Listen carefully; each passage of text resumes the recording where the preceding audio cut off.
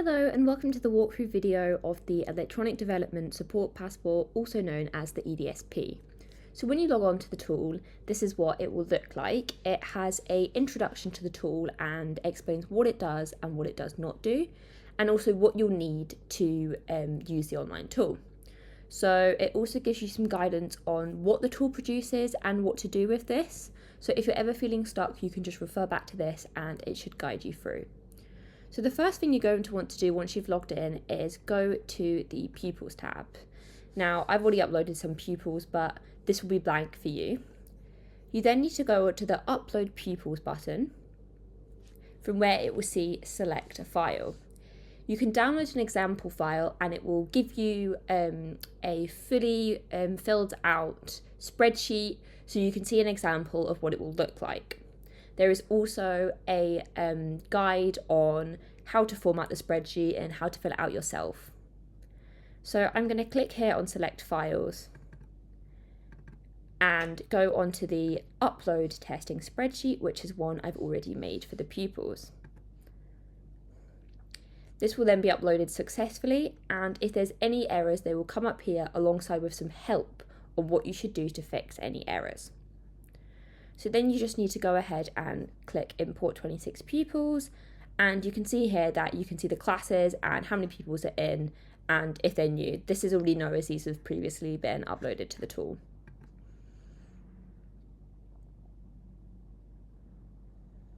And it may take a while to upload, but it will all come through eventually. There we go. So now you've done this, you might want to see the names of these pupils.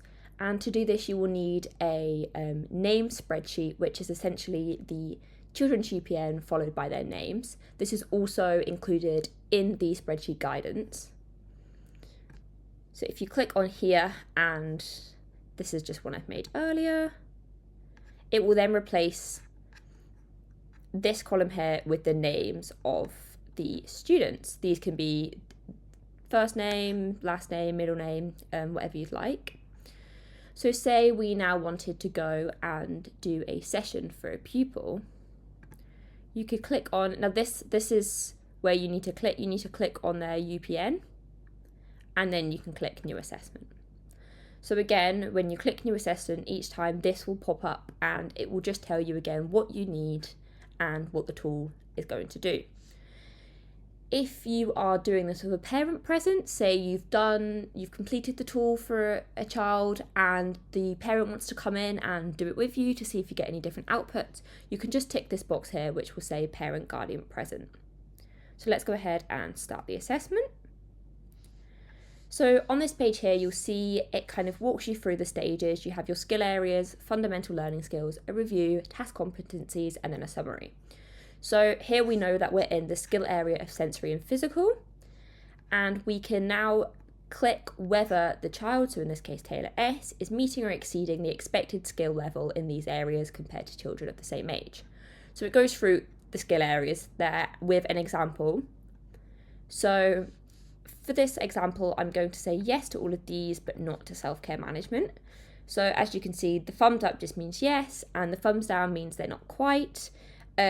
Obviously these are coded with a thumbs up and a thumbs down, but obviously that does not mean that the child is good or bad in these areas. It's just a visual way to indicate this. So when you click continue, you'll see we'll go into the next skill area, which is cognition and learning. And again, I'm just going to do the same here and click on the thumbs up and the thumbs down for one of them. Now the next section, social, emotional, mental health, I'm going to go and do the same.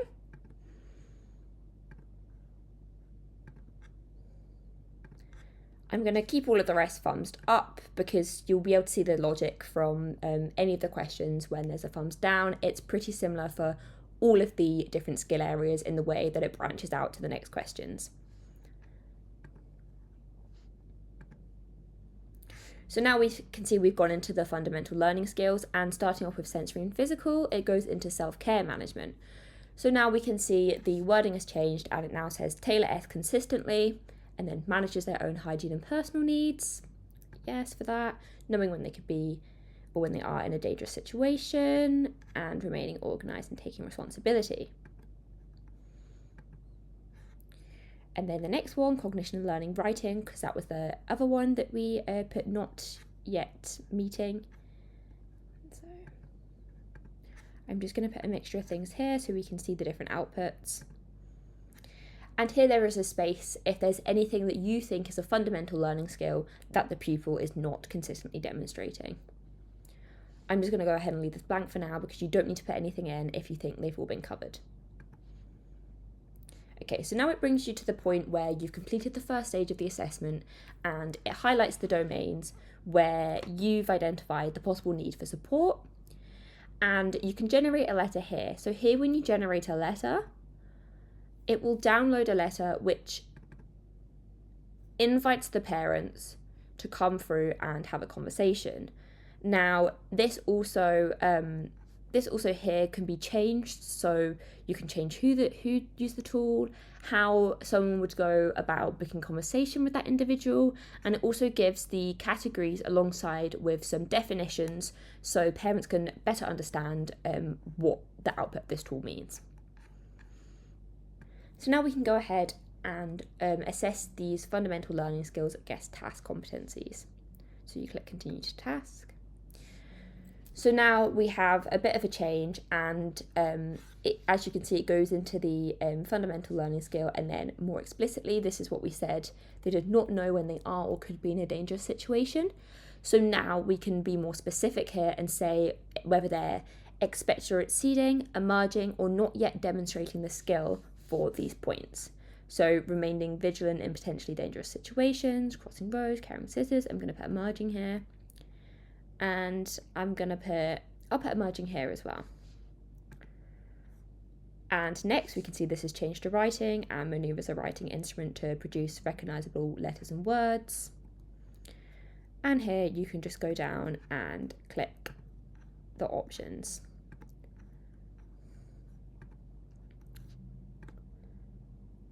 And here again, there is a space for you to write something.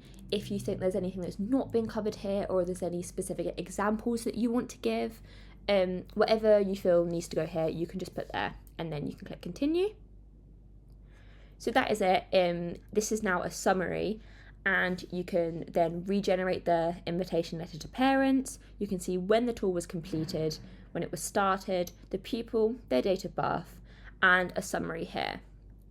So we can see here, this is the ones where we've flagged that they're not meeting or exceeding the expected skill level. And then we can see the specific task competencies here with the competency that we've rated them. So as well as the summary, we can also see the recommendations that come for these task competencies and fundamental learning skills. So if you click on the recommendations tab, we can click this just to see the exact task competencies. And then we scroll down and we have the recommendations for support. So each one will have its own title, some descriptions, and then some external links. Not all have external links or resources attached to them, as it's more descriptive, but you can go through and have a look. So for example, this one's a PDF, so you can download this and you can see the intervention. Obviously sometimes there's multiple recommendations for a specific fundamental learning skill. Feel free just to go through them, see which one works for you, for your classroom, and yeah, just do whatever feels right for the child in your class.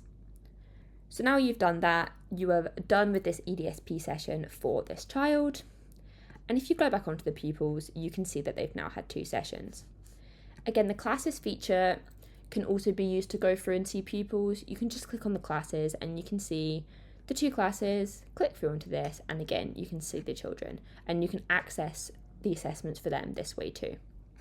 You can also go back and view an assessment, and it just brings up that same page once you've finished the tool. So if you ever want to go back and check what the specific recommendations were for an individual child or a summary of what you did, then that's all there for them. So if you ever complete the task and go through and think that there's something you want to change, you just have to go ahead and do a new assessment for that child. All records will be kept and you won't lose anything, but it's just so we can map change across time instead of replacing old sessions with different information. So again, if you need any more help while you're on the tool, just click back here and it will take you to the main page where you can go through and read all of this information again. I hope it's been a useful video on how the EDSP works. It should not take long to complete for all children, but the children who are not meeting or exceeding levels just may take a little bit more time just to go through and get that information. Thank you.